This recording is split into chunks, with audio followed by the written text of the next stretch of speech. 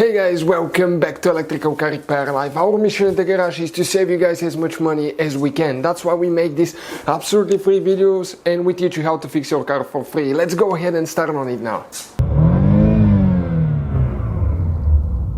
Guys, if you have a Chevy Cruze, guys, and you have these two codes or just one of these two codes, guys, I'm talking about code B0083 or B0084, guys, stay with us and we'll explain what can cause these codes.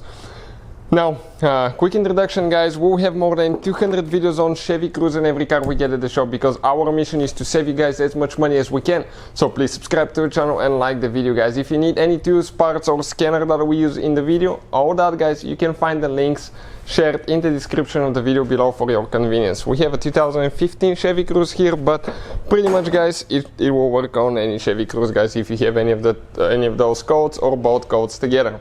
So the scanner that we'll be using, guys, okay, it's this one right here. It's NT650, guys. This scanner can pay itself off in just one-time use, so I'll definitely recommend it. You can do so much with it. We'll show you in a second, but first I want to start the car. Okay, let me plug the scanner to be ready, then we'll start the car and show you how the airbag light is on, guys, how we're going to take care of that problem. So this is your OBD connector. Disconnect the scanner. Now I will go inside. Okay, let me just start the car quick and I want to show you how the airbag light stays on.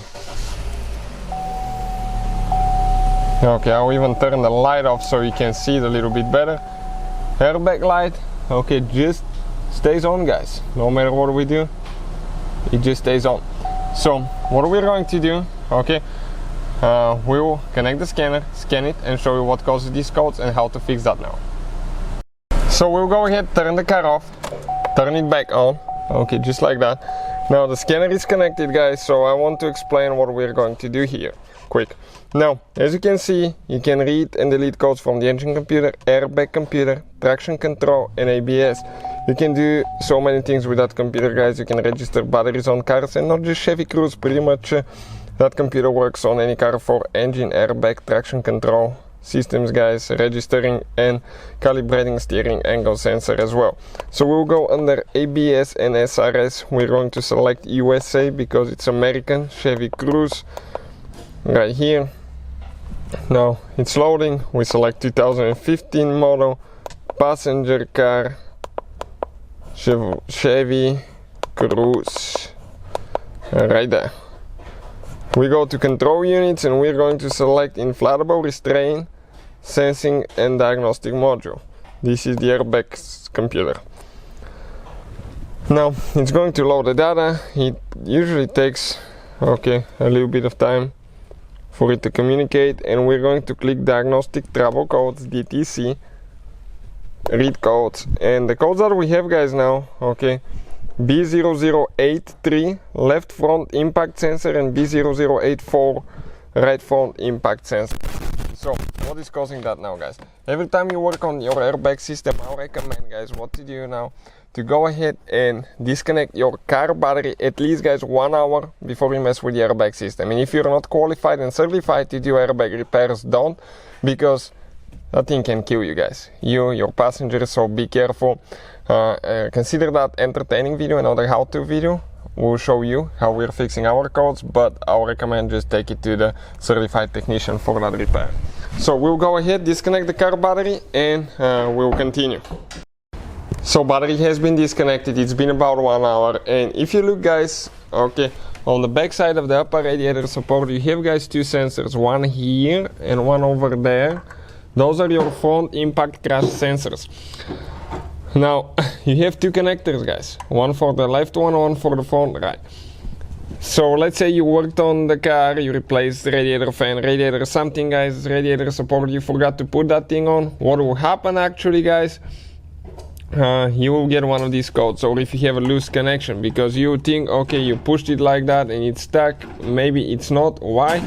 Okay, I'm going to explain in just a second. You have, guys, okay, let me just disconnect this one good to show you, okay, how you have a safety pin that needs to be, okay, connected. So either you have bad sensor or bad connection. Clean the connectors, check everything, inspect, make sure that nothing is broken, and if that doesn't fix the problem, it could be a bad impact sensor. But when you install it, it's important to push it all the way in until you hear the click. Okay, and after that I will recommend plastic tubes only. That red thing, okay, needs to go all the way to the end, so that way it's not going, guys, okay, it's not going to actually get loose from vibrations or something like that. And we have one more, okay, red thing on this side as well, so I need to slide that one over and we'll continue. So I reconnected the battery, guys. I got to the point with the computer where we were before. We connect it now. Okay, turn the ignition on. Perfect. Now I'm going to go back. We're going to select erase codes. Okay, I want to, okay, before I erase the codes, let me start the car with everything plugged in. Let's see if the airbag light will stay on. And as you can see, guys, it doesn't. Airbag light is gone, right? Before we even do anything. But I'll turn the ignition on and I want to read the codes and see what it says now. Airbag light is off, but codes are still there. It says MIL status not requested, which means that okay, the status is not current. Not current means that the problem is not occurring right now at the time, so it means it's a past code.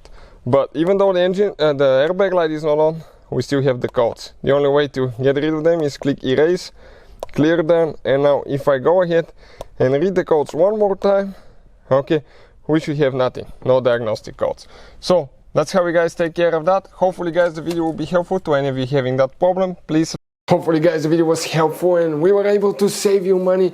We guys have more than 19,000 free repair videos on our YouTube channels. Check them out. We have videos that can save you thousands of dollars in future repairs. Thank you for watching and see you guys next time.